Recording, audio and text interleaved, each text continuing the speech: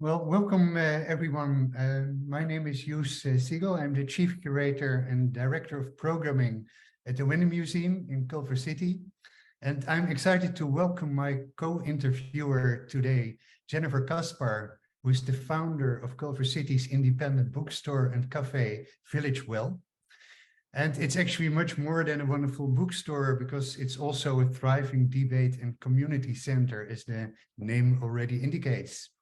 And we're both thrilled to welcome our guest today, Lea Ypi, Professor of Political Theory at London School of Economics and Honorary Professor of Philosophy at the Australian National University, with expertise in Marxism and critical theory, who joins us from London. We will speak about her book, Coming of Age at the End of History, which is as topical and politically and philosophically relevant as it is beautifully written. Today's program starts with a 45-minute conversation between the three of us, followed by 50 minutes Q&A with the viewers. Please feel free to put your questions under the Q&A box at the bottom of your screen at any point during the interview. And keep them short and concise, no more than 1 or 2 sentences, and preferably one question at a time. We would like to thank Susan Horowitz and Rick Feldman for generously supporting our on-site and online presentations and discussion series at the Winner Museum. And I would like to ask Jennifer to start our discussion. Thank you, Joos. Lea, it's so lovely to be in conversation with you today. So I wanted to open with a question about the writing of your book. So you are a philosopher by trade. But reading your book, I feel like you could have a career as a Hollywood screenwriter. You did such a great job telling your story in an entertaining and often very funny way, recreating scenes and dialogue from the perspective of your childhood self, really giving the non-Albanian reader a vantage point from which to take in where the mystery and the confusion of your situation came through. Did you always know how you would structure the book? Or if not, how did you arrive at that as your structure? Okay, thank you very much, everyone, for hosting me, and thank you to everyone who also joined this panel. And thank you, Jennifer, for reading the book and for interviewing me. So I'm an academic, and I started writing a book as an academic book. I'm a political philosopher, and I've always been interested in ideas of freedom in different traditions of intellectual history and political thought. And I started writing the book as a book that was going to be for the general public, because I had been approached by my publisher to write for not just an academic specialist public, but I didn't think that I was going to write a personal history at all. It didn't start as a book with scenes and character and plot and so on. That all came after. So when I started writing, I wanted to write about the overlaps in the different traditions in the history of political thought who are interested in freedom and liberal and socialist traditions.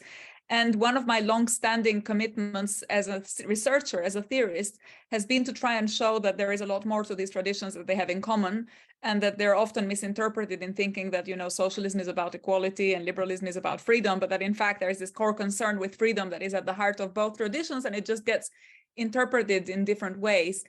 And I started writing this book, but then I was in Berlin and COVID-19 happened and the research activities were suspended, the libraries were closed.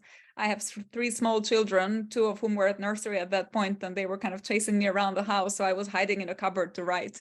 And actually, it was in this cupboard that something happened, that the book turned from an academic book into this kind of Hollywood screenwriter sort of piece, because it suddenly occurred to me that we often think of freedom as something very abstract and very complex and very difficult to articulate, but there are moments in history where it becomes very tangible and existentially pressing.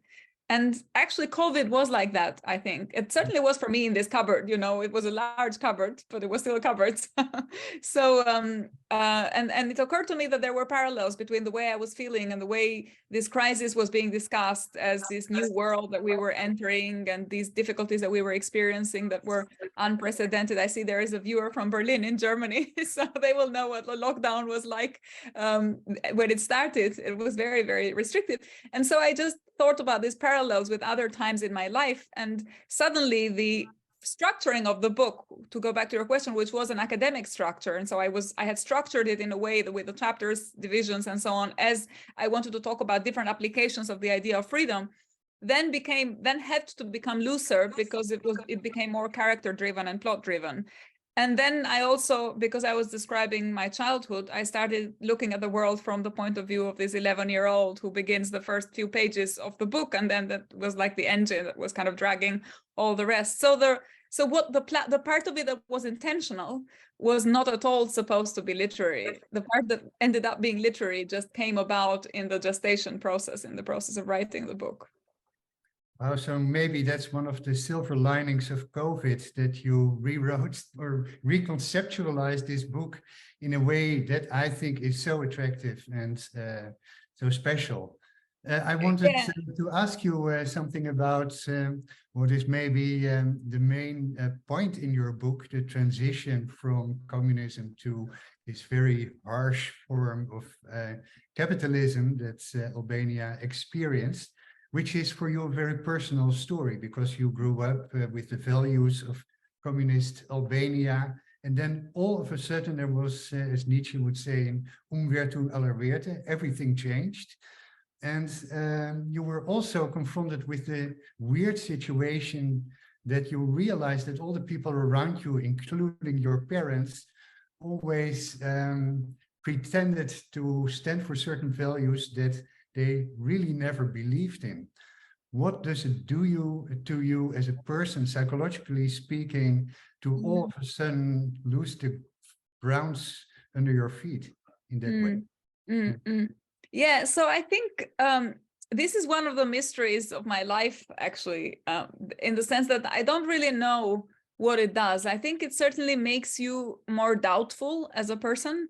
Once you discover, for me, this transition, this period of coming and reckoning with the end of communism and opening up to this new world that was supposed to be this world of freedom and of realization of all the dreams of the previous generation, which ended up being disappointing in its own way, was a moment of a great confusion, because there was this disjunction between the way the transition was experienced by the generation above mine and the way I experienced it, which was much more frustrating and tragic in many ways, you know, with friendships that were broken because people were forced by events to go to travel, and with, you know, my friend that I describe in the book, or with these experiences of migration and so on.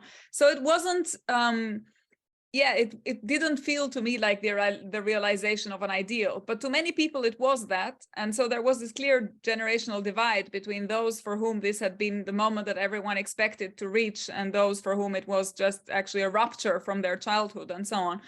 And I feel that what it made, it kind of turned me into a skeptic, because once you discover that around you everything is propaganda and ideology, and there is this, you know, discourse on freedom that you somehow end up believing, and then the veil is torn and you're told this is not the way it is, it's actually very hard to think, well, how do I know that I'm not now behind another veil? And actually this is one of the tropes in philosophy, you know, for example, in Descartes' Meditations, when he goes with this kind of systematic methodic doubt, at some point he starts asking, well, how do I know that there isn't an evil genius that's kind of made my perceptions be this way and made me see the world in this way?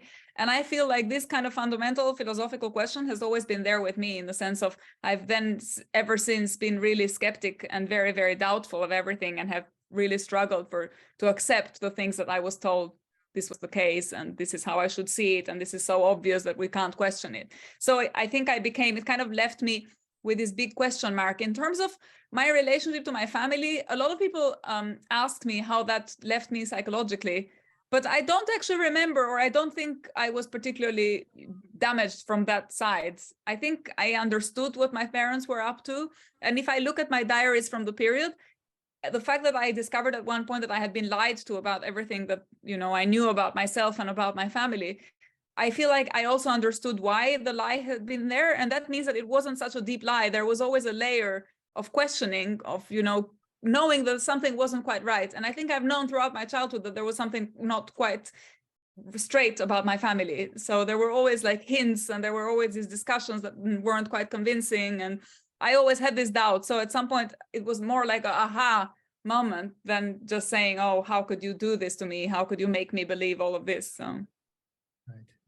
Yeah, you come across as such an intelligent, interesting kid, and it's clear it's you were impacted by your parents and your grandparents, who were all such interesting, remarkable, and brave people. And they raised you with all this doublespeak, and yet they trusted that you would understand eventually, that you would get the right lesson. So can you talk a little bit more about your parents and your grandparents, and maybe the ones that that impacted you the most, and how the lessons you've taken from them?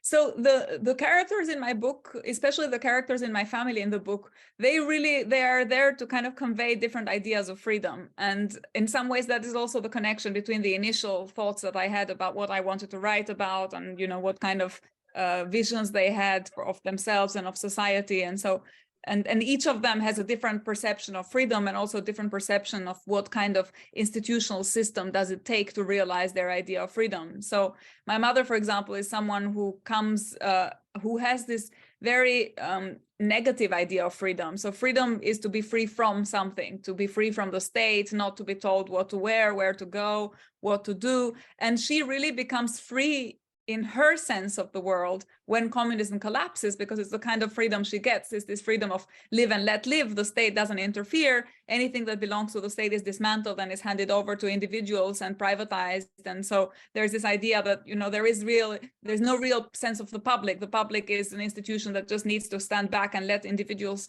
interact. And she's someone who comes from a family of property owners who were dispossessed during communism. And so for her, really, freedom is just to be able to have property and to be able to inherit the property and to have access, to have this sense of access to what is yours and the kind of labor through which you acquired that. So my mother is that, and as I say, a very kind of libertarian classical idea of freedom.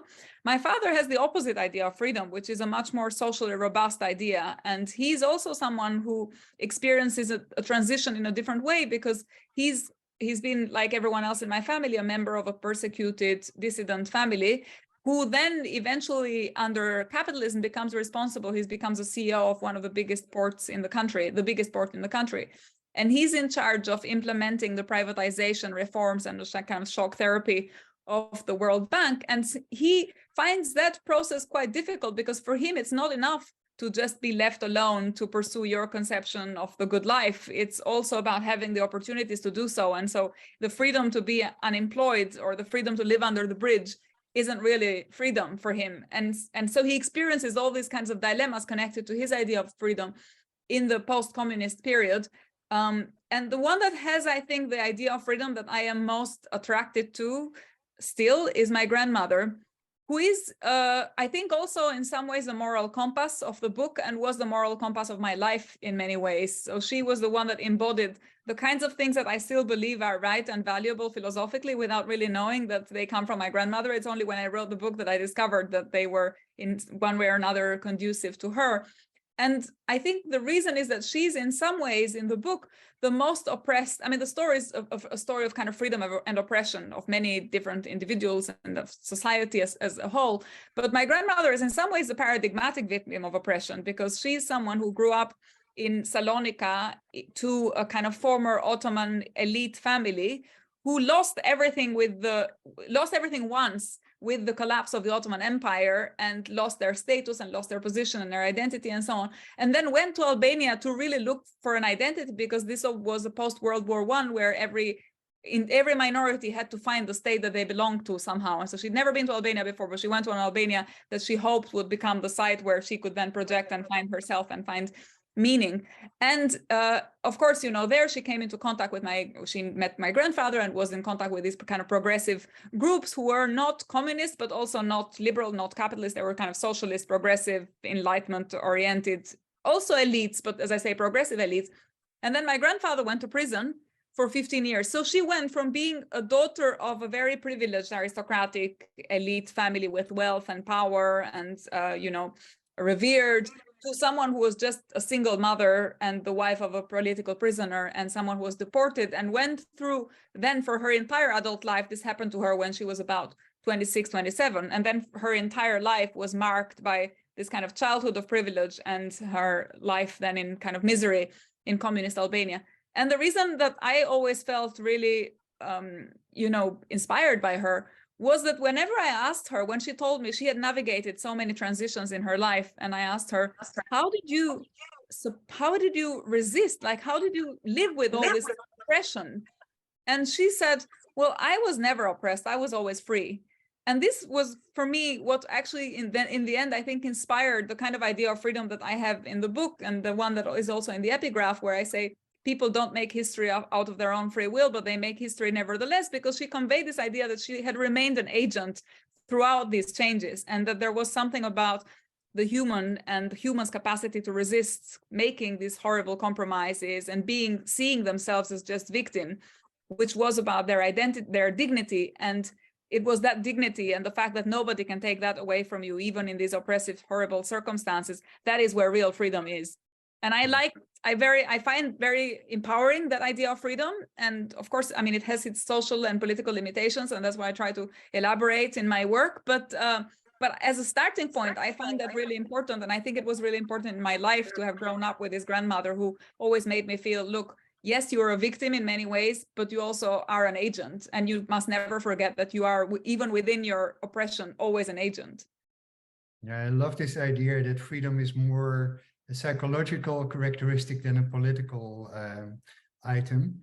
I guess your grandmother is also the topic of your your next book, right? Yeah, exactly. So this is why in the end, the current book is a sort of prequel to Free, because it's all about her and her life, but it's also an effort to unpack this idea. The book is called Indignity because it's about the indignified circumstances in which we have to assert our dignity. And so it's all about the challenges of her life. And it's not a happy story, and it's not a Hollywood movie in the sense that it's not a happy ending, because she comes to Albania in the 1920s, 30s with all this hope that finally this was a state that had just become independent, and where there was a chance of asserting yourself and connecting your personal fate to the fate of the country. And then it all goes horribly wrong for her and her husband, and they lose out, and they decide they make all the wrong decisions. They have a chance to leave the country and they don't, and then he goes to prison. And so it's one trauma after another and one defeat after another. And I wanted, with this current book, to try and unpack this idea of freedom that I just mentioned, which is that it's about a kind of inner dignity that somehow needs to shine through in all these challenges. And you need to show that it's not about titles, it's not about wealth, it's not even about being in prison. And so it's a kind of, I think, again, the story behind the book is it's a story of fighting nihilism and apathy and struggle somehow. But maybe the happy ending is how she inspired you. Yeah, right, exactly. So, but it's not in her, I suppose it is in her story one way or another, but certainly in her life, if you look for this kind of compensation for doing the right thing, it's not there. She always does the right thing and she always suffers. And this is the challenge of that kind of moral approach to freedom and that kind of moral theory, is that you have to say, look, it's not about the consequences of what you do. It's about doing the right thing just because it's the right thing to do, even if there are no consequences. And I think it's difficult. I find it really attractive. And, you know, I'm a Kant scholar in my academic work, and I'm very interested in this particular idea of freedom. And that's what I try to unpack. But it's difficult to sell in societies like ours that are constantly driven by results and performance and consequences and expectations of reward for everything. And it's a kind of much more stoic and yeah, it's a different kind of freedom. Right. Well, speaking about family, you also mention in your book the so-called other Ypi. It turns out in the end that you are the great-granddaughter of an Albanian politician, Xavier Ypi, who is denounced during the communist period as a fascist leader. And this connects to what you were writing about in your book, the concept of biography, and how biography as a catchword so much determines your chances in social and public life. Can you tell us a little bit about how being a descendant of this politician impacted your own life and your family's life? Yeah, actually, it's very interesting, but I think it still impacts somehow my life and my family's life when I go to Albania. Biography was one of these things that was, when I was a child, a word, a kind of catch-all phrase that you never quite knew what it meant. But you knew that it had something to do with the fates, and your fate and your place in the world was determined by biography. but I never asked anyone, what it was one of these things that it's supposed to be so obvious that you don't ask it because it's so obvious. You're supposed to always know. And so you knew whether the biography was good or bad, or you knew whether it was clean or stained. And you always knew that they would ask you, what's your biography like? And you'd say it's a good biography or it's a bad biography, but you never quite knew what it was. And I think it was only when the transition happened in the 90s that I discovered that the biography was basically to do with your family's social position and social class. And there was no way that you could get over that social class, because communism was a society shaped by class struggle. And the class was what, the markers of class, in my case, the fact that one side of the family were bourgeoisie kind of property owners and the other side were this old landowning Ottoman aristocracy. There was no way that someone that came from that family would ever go beyond those circumstances and be actually a free agent in this communist society. So even though this was a society of the kind of new person and a new social, new human being, a new man and so on, there was this constraint, which was your biography, that would never let you advance further. And that's also why my parents were completely confident that if communism had not collapsed and I had just been a couple of years older, I would have known immediately that all my motivation to be a good citizen and a good pioneer and all the kind of belief in the system would have immediately collapsed just by virtue of the social background. And I say it still shapes, it's still an important marker, because sometimes, even now when I go to Albania and I present the book, for example, people say to me, how come someone with your biography has these views about communism and about freedom and about, capitalism, and how come you're so critical of the society that you live in, and so on. So there's a sense in which where you come from and what kind of family you belong to is still supposed to determine what kind of politics you have. And in communism, or in the old days, it would have been what kind of society what kind of position in society you would occupy and how far you would advance with that position.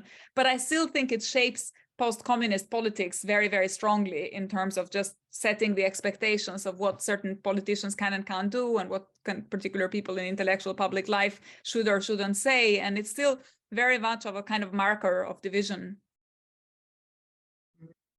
So focusing back on the concept of freedom and the question of what it really means to be free, you describe, a strong longing for freedom in Albania, and yet neither communism nor capitalism has ever been able to deliver it.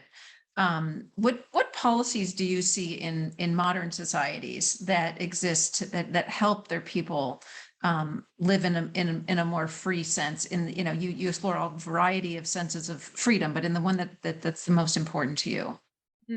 I think the one that's most important to me is about agency. And so it's about basically having the possibility to shape the society in which you live. So you have a voice, and the politics that you live under and the laws that you make reflect that voice.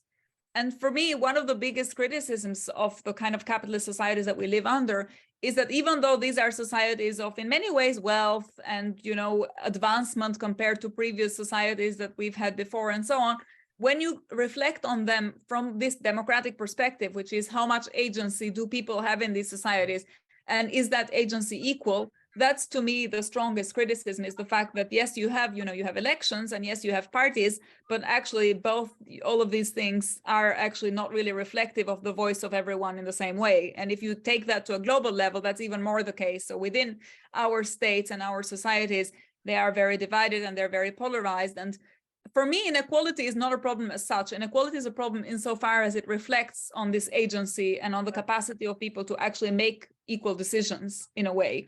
So if you had a system that has inequality, but where the inequality sustains a kind of entire way of being and living, which reflects this equal agency, that wouldn't be a problem.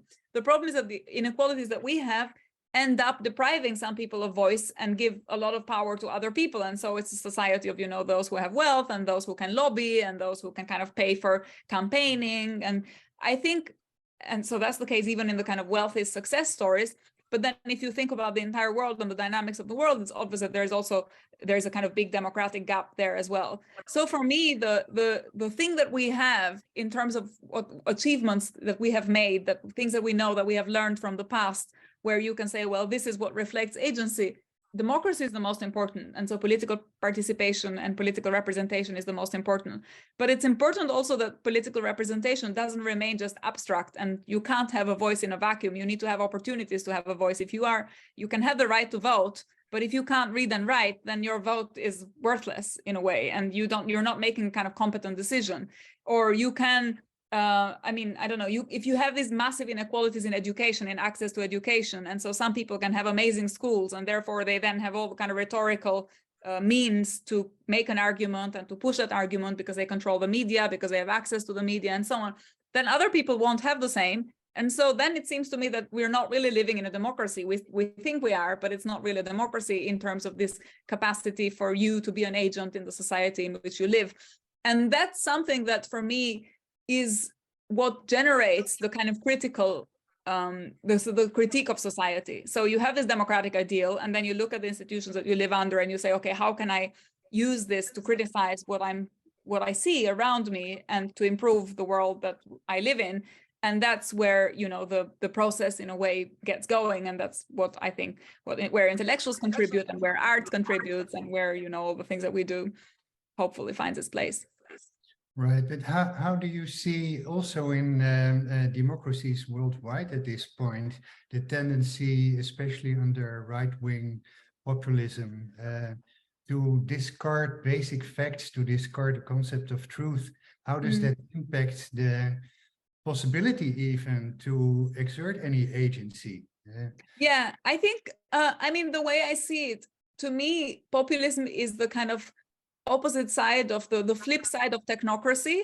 So we live in a world where people are constantly telling us, let the expert speak. You know, you have a pandemic and you say, let the expert manage. Or you have in Europe, you have a financial crisis and you get the European Union with these kind of unaccountable, unelected officials who come and say, let us deal with it. And I think the problem is that we have lost the connection between policy on the one hand, and then this idea that people can participate in politics on the other. So we conceive politics as just policy, and we've completely left out this much more, ideal way of thinking about participation and the kind of classical idea of democracy, which is that we rule, we take turns, we rule and we're ruled, and we have a say, and we discuss together, and we have the kind of agora where which represents a sort of public spiritness. And I think what populists do, or the right-wing version of kind of the right-wing populists do, they go back to the people and they say, look, I can really help you take back power, take back control. Think about the Brexit campaign in the United Kingdom, which was all a campaign against the European Union. And the slogan was literally take back control, because the idea was that, we have disempowered the common people, and now it's just the leaders and the elites that are making decisions, and these decisions don't always serve their interests. And I think there is the problem there is that there are no progressive agents in society that can do the same, that can advance a democratic, radical, but progressive vision of society to say, look, we acknowledge that capitalism has these problems, that the liberal societies that we live under have these problems and so on. And this is an alternative way of thinking about the system. The right does that. They do it in a regressive way. They do it with a conservative vision. They do it by harking back to the past and by kind of mobilizing this nostalgic sentiment and all the things that, people, when they're scared by the future, they tend to return to the past with this sense of clinging on to it. And the right has been very good at doing it in a coordinated way and in, with a platform. And I think the reason the right is so successful is that the left doesn't have, or the progressives don't really have an alternative, and they don't have a kind of coordinated political mechanism through which they can advance this shared vision, which is a kind of vision for changing the system, really.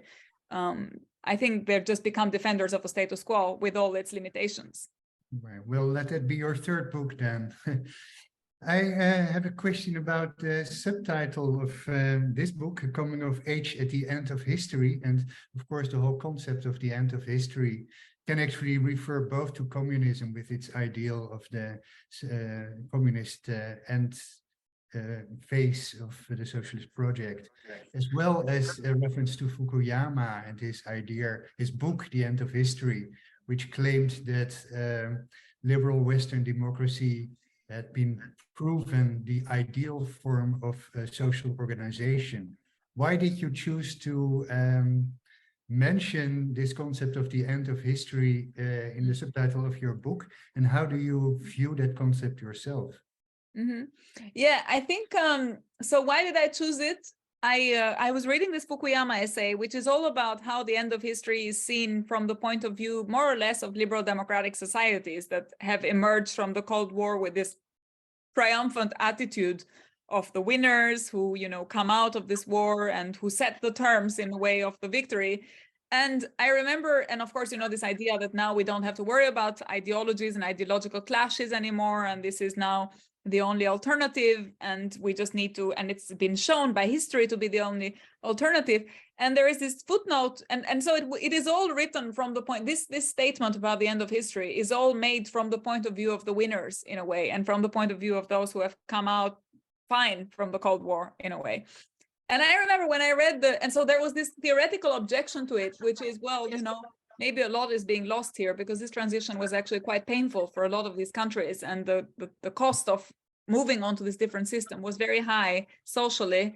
And often we didn't even speak about that cost as a structure, as triggered by a structure. We talked of it as individual tragedies. Migration is an individual tragedy, unemployment is an individual tragedy. The fact that all these lives were kind of lost in this transition, that people had lost their identities, they had lost their sense of belonging, they had lost, what they were, they had to move to do very, very different jobs. And on all these fronts, clearly there was something there that didn't quite fit with this narrative of hope and progress and kind of constant moving forward. But there was another aspect to it as well, which is that when Fukuyama writes about the end of history, at some point he has a sentence where he says, of course, this is history with a capital H, and there are different perspectives on history. And if we really want to know what history is, we don't go and ask Albanians. And I read this little sentence, and I thought to myself, well, maybe, you can ask an Albanian what they think about this, and they will give you different stories. So it was an ironic nod both to the general thesis, which I find still implausible, and Fukuyama, by the way, still holds on to it, even though all these liberal democracies they haven't held as well as he thought they would. But I think, yeah, he's definitely committed to it. So I didn't find it theoretically plausible, but I also found it a bit sociologically not very sensitive to say that, there's this we don't care about what Albanians think, and they don't have a view of history with a capital H. So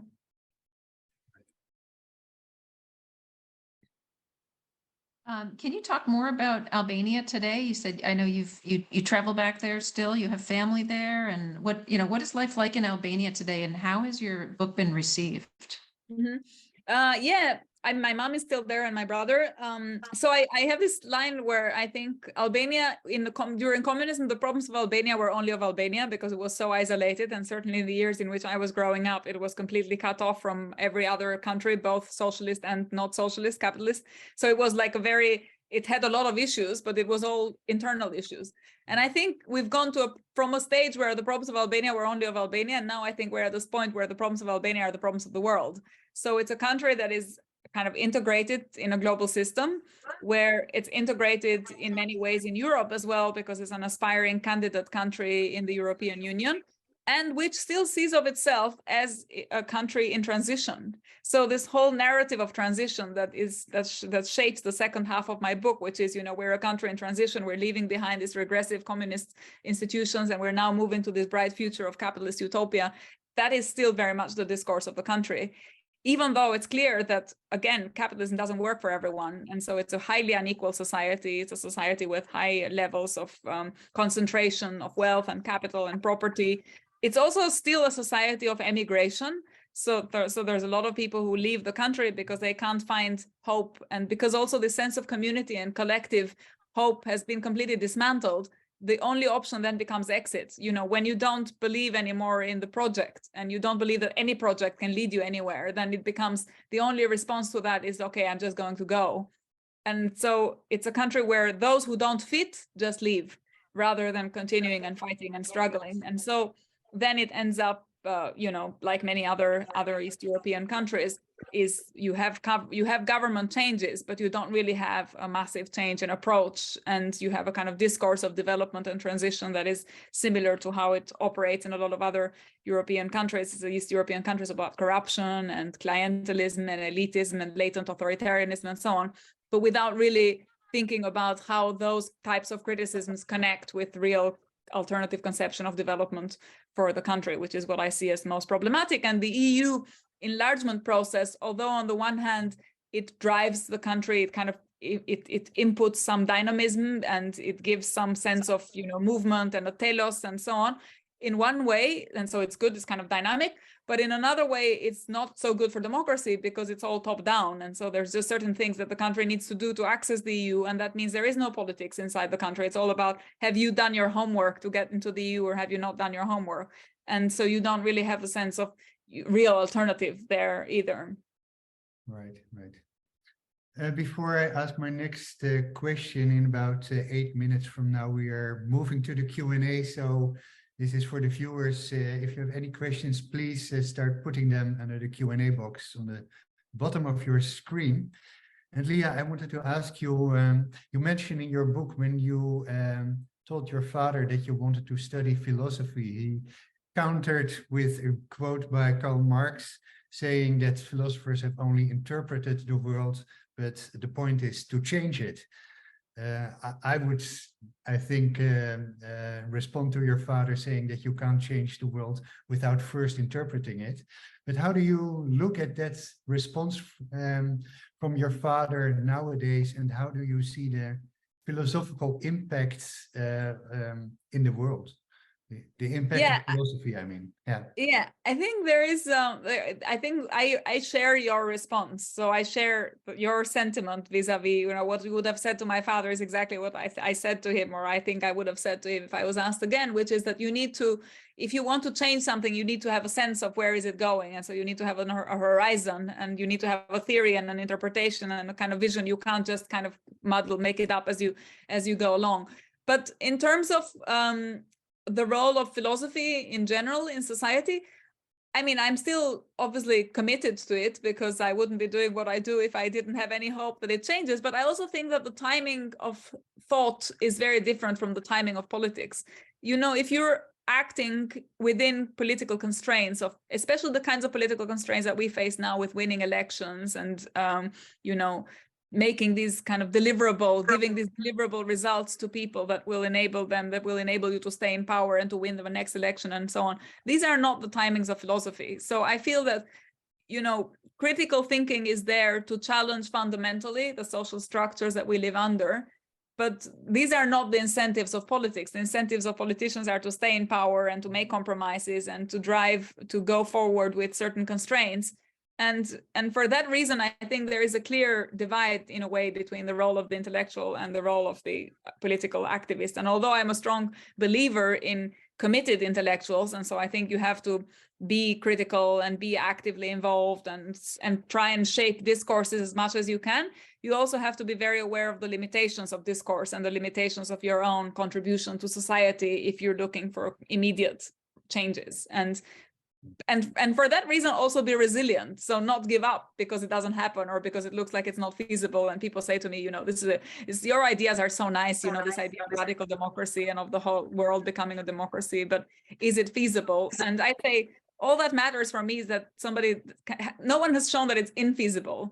And then whether it's feasible or not, it's a question of action and constant commitment. And it's a generational work. It's not just the work of a single person or even a single group or even a single generation. Yep, agency again. Yeah. And getting back to my first question, which pointed out how readable the book is and how entertaining it is. And, when you talk about philosophy, sometimes it goes over my head. And yet there's so much to learn in this book.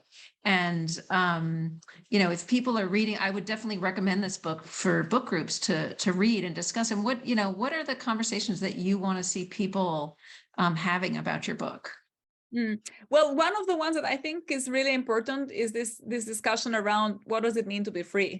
And when do we know that we're free? And when, just thinking about first-person experiences, what are moments in one's life where you thought you were free, but it turned out that you weren't?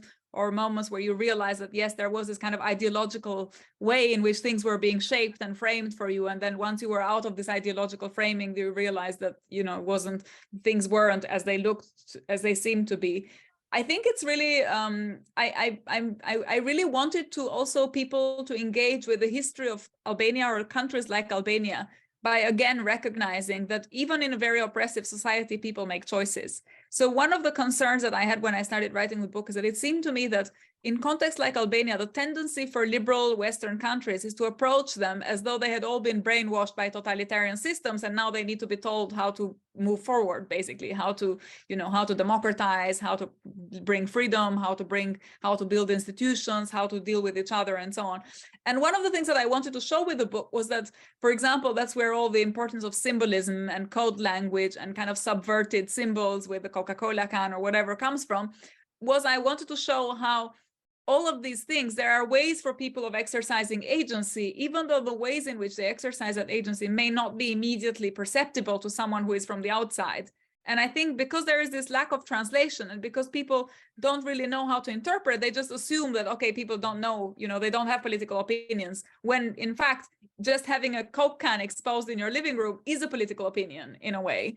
And I think what I wanted people to kind of come away with from the book was this sense that there is in every context a lot of agency, and you just need to find the ways of decoding that agency rather than projecting what you think you know about them and this kind of claim to know better, which in the end I think is quite damaging for both sides, because on the one side it just drives a kind of liberal arrogance and paternalism. On the other side, it prevents them from engaging with the context in the right way. Great. And are there other books that you recommend people read to help understand your story and your message? I think, there's a lot of other really interesting Albanian authors that, if people are interested in the history of the country and kind of Eastern Europe. There's Ismail Kadare is an author that I really always love reading and enjoying. In terms of more recent literature, there is Ornella Vorpsis, for example, The Country Where No One Ever Dies, which is a similar kind of story of coming of age, slightly darker and mostly based on communism, but with similar concerns and to mine in terms of seeing how communism really operated and how people found spaces for agency even within that. Yeah, and then depends on what kind of, there's a child perspective that is very strong in the book, where it's kind of telling this capital H history, but from a child's perspective. And when I wrote Free, after I had written it, I read Natalia Ginzburg's Family Sayings, and I really loved that. I found there was actually a lot of affinity between her story, which was about fascist Italy, and her not knowing, who particular people were and how the way she conveyed her characters in her family and so on. And there was quite a lot of overlap. So if people are interested in this ideas driven but very intimate context, that's, I think, a very obvious kind of reading companion. Excellent. Thank you so much, Lea. So we are moving now to the Q&A, and we have a question there. The idea of doublespeak is fascinating. Can you give some examples on how Albanian communist society used doublespeak, and specifically as described within your family? Yeah, I think in the book there are a lot of examples, but maybe the one that kind of struck people the most was this, the way they were talking about political oppression. So when I was a child, everyone around me spoke about universities all the time. And this was one of the mysteries of my childhood. All my relatives seemed to have gone to university, and they were constantly talking about such and such went to university and such dropped from university, or such and such stayed to teach at university, or they would say they went to this university, but then they went out because the teachers were very harsh and so on. And it was only when communism fell, and these conversations were being conducted in the open. I was present and I was just listening to them on the background. And sometimes I'd ask, what is this university? And they would never say to me what the name was, but they would say, oh, this person went to study this degree. And then I discovered when communism fell, that when people were talking about universities, what they meant were prisons. And so instead of saying someone went to prison, or to say, because my family, they were all dissidents and all more or less all persecuted, including the kind of distant families, instead of saying such and such was arrested and taken to prison, they would say he went to study. So there was a story around my grandfather, and they said, your grandfather, when he went to research for his 15 years at university. And I remember at the time thinking, wow, 15 years, that's a long time for university research. And they were like, yeah, he did translations and he did this and that. And then it turned out he'd done 15 years in prison. So this was one of the examples where it was very obvious after what they had meant, because it was a very elaborate code. And if they say this, that someone stayed on to teach, it meant that they had become a spy. And if they said they dropped out of university, it meant that they had killed themselves. Or if they said they were kicked out, it meant that they had been killed by the state. So someone had been executed. So it was a very, and even the kind of degrees that they talked about usually related to a sentence. So someone said, who was saying, you know, they went and they studied economics, that meant someone was condemned for holding property and hiding gold. If they said someone went and studied international relations, it meant they'd been condemned for agitation and propaganda. So the sentences were connected to particular degrees. So it was a very elaborate code language, and one that I had no idea as a child, but that if I had kind of been a little bit older, I would have been able to decode and participate then in these conversations and enter, having unlocked the key to how to participate in them. So how did people actually speak about universities when they wanted to say university instead of prison? It was still universities, but those were very limited cases, because most people in my network, in my family, they weren't actually allowed to go to real university. So the university where they went to was a prison. And so, yeah, but usually it was clear from the context what they meant. And they certainly had no problems understanding each other with this code language. Right. So your parents did not go to university? My parents did. They were in a generation where communism was a little bit more relaxed. So both of them, they didn't study what they wanted to study. So they were still, they had no choice, but they did finish, they did have a degree. So a lot of people from that kind of family background who came late, for example, none of them could study. Right. Since agency is such an important concept in your thinking, can you say something about the existence or non-existence of any form of counterculture in Albania during the communist period? Did it exist, and if so, in what form, and how effective was it? Yeah, so it wasn't organized counterculture, and it was also not in some other communist countries. There was a counterculture that was more or less tolerated, or at least not kind of severely sanctioned. So if you think about Czech Republic or Poland, there were these kind of vanguard groups, sometimes with music, in the Eastern Germany as well. In Albania, all of these kind of public manifestations of counterculture were completely suppressed. And so, you know, there was a famous example of one of the music festivals where there had been an effort to have a little bit of more relaxed music and different kind of song texts and so on. And more or less everyone who participated in that festival went to prison immediately after. There was a massive purge. So there was nothing that was tolerated in the open. But on the other hand, I grew up, for example, by the Adriatic, in Durrës, by the Adriatic coast. And everyone in my city watched Italian television and Yugoslav television secretly. Now, it was an open secret because everyone knew that everyone else was watching Italian television and Yugoslav television, but it wasn't allowed. But that's where the counterculture came from. And so people would listen to these Italian singers, you know, Toto Cutugno and Albano and Romina, I don't know.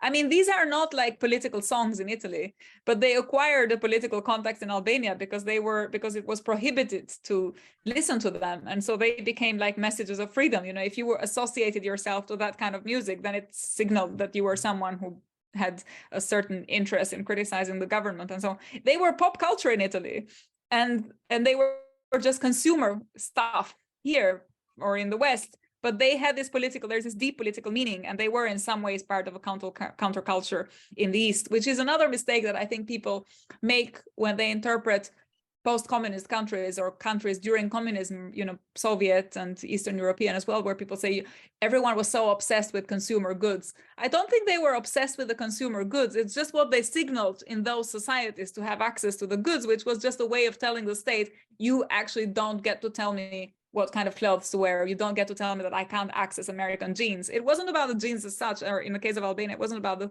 Coca-Cola, for example, as such. It was more a sense of, this is where I'm telling you that I don't like what you're doing to me. And so it was, I think, a different form of criticism.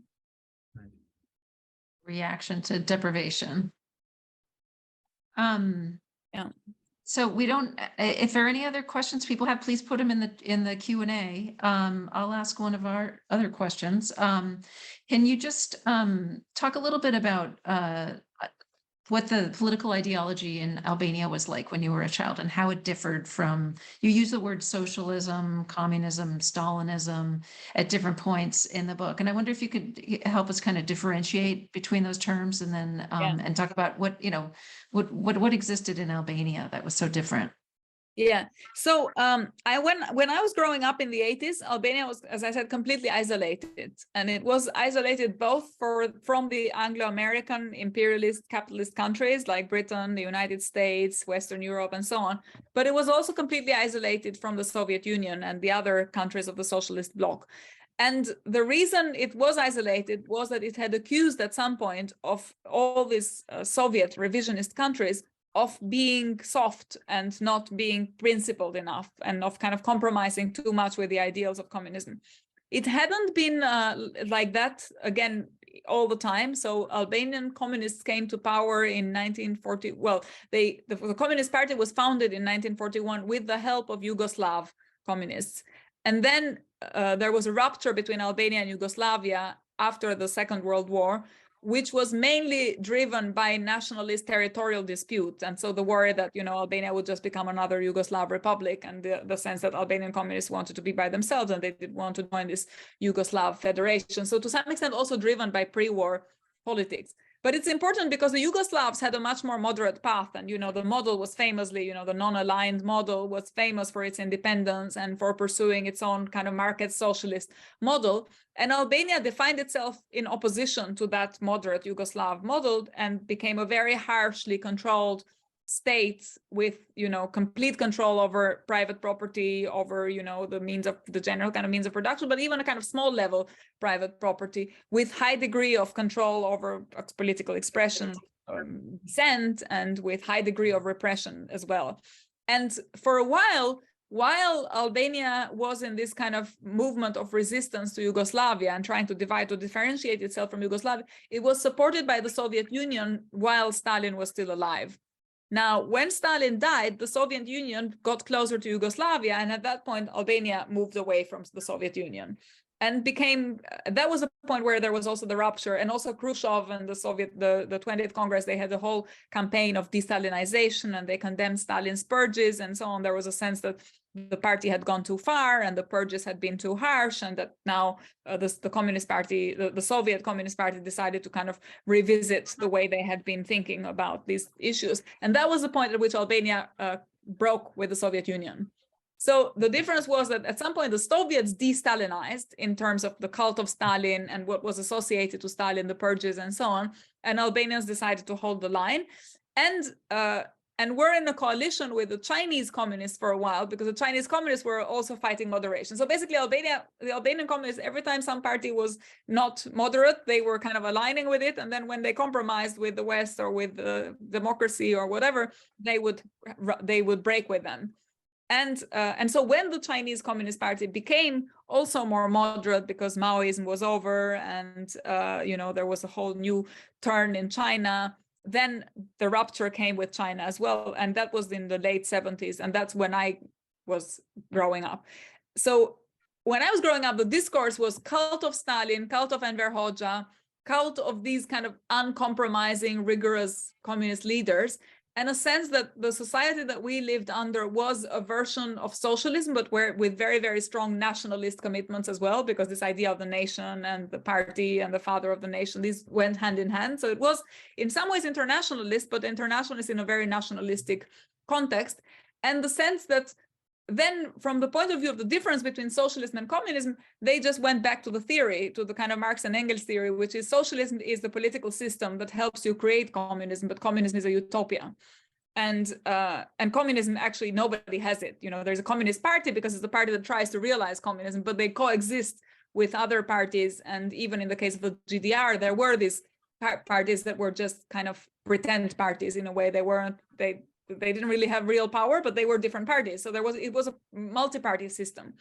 And I think, the difference in Albania was that there weren't really other parties that were kind of competing for elections or that had a place in parliament. But there was a discourse of difference between socialism and communism was the kind of, as I say, the utopia that we would all be moving progressively to, and that would also bring to the withering away of the state and so on. Right. We just had an exhibition about the Cultural Revolution in China at the Wyndham Museum. And in one of the works, you see people from all over the world venerating Chairman Mao. And one of those people is dressed in a traditional Albanian costume. Right. So there you have it. Yeah. Maybe Yeah. a final question for this interview. Do you think that there have been missed opportunities after the fall of socialism in Albania to construct a society that wouldn't end up in chaos and financial rupture and civil war in the end in 1997? What were the missed chances? What could have gone in another direction, you think? Yeah, I think there was a missed chance, not just for Albania, but actually for the whole former communist bloc. And I think it was a missed chance that was missed because of the way in which, and as I said when we were discussing Fukuyama, because of the way in which the end of the Cold War was automatically assumed to mean the victory of the liberal capitalist world, when in fact it just meant the end of state socialism. So there was an equivocation between the end of state socialism and the end of and the kind of the triumph of liberal capitalism. When again, I think the missed opportunity was the effort from both the East and the West to build a real hybrid model where you would have the securities of socialism in terms of rights, social rights, and employment, childcare guarantees, a kind of strong state intervention at the economic level, and a kind of democratization of the economy along the lines of a socialist society, but with the political freedoms and the political opportunities that freedom and democracy gives you in the kind of liberal capitalist West. So if we had, instead of assuming that everything that came from communism was rubbish and everything that was in the liberal capitalist world was great, if we had genuinely created a hybrid model of taking the best of this, but also the best of what we were leaving behind, so the best of both worlds, then I think we would have probably made more progress as a whole, as a society. Wonderful. Lea, I want to thank you very much for joining us today and sharing your insights. And again, thank you so much for the beautiful book you have written. It was a great pleasure to have you. Thank you. Thank you so much for having me and for engaging with the book. And thanks to everyone for listening and for tuning in.